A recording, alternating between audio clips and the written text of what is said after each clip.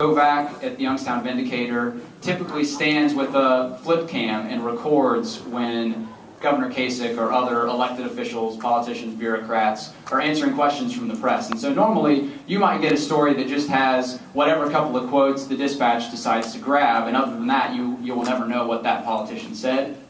At Ohio Capitol Blog, you can actually see video as Kasich and other politicians respond to questions. So that's where this quote is from. This is from one of his videos.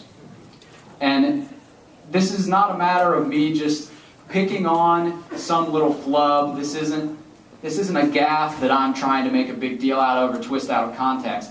This has been a continual theme from Governor Kasich and his supporters for several months now. We have to help them here being the poor. And we're expected to do that, and I believe the Lord expects us to do that. And it's spelled out pretty clearly in that Old and New Testament consistently.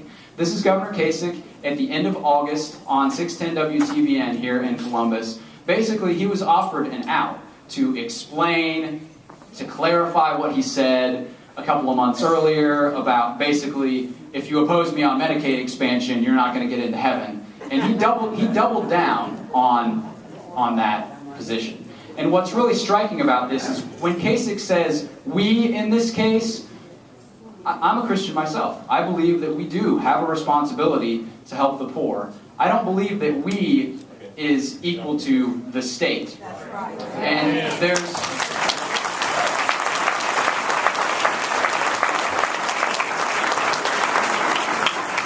I think there's an enormous difference between charity and coercion. And what Governor Kasich is proposing is the latter.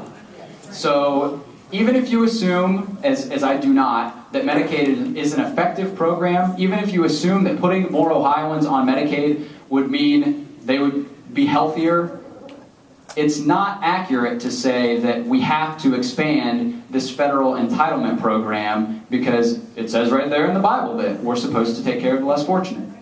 So this is something that Governor Kasich, again, has repeated over and over again, and it's at this point, it seems to be the driving force behind his arguments for expanding Medicaid. Back in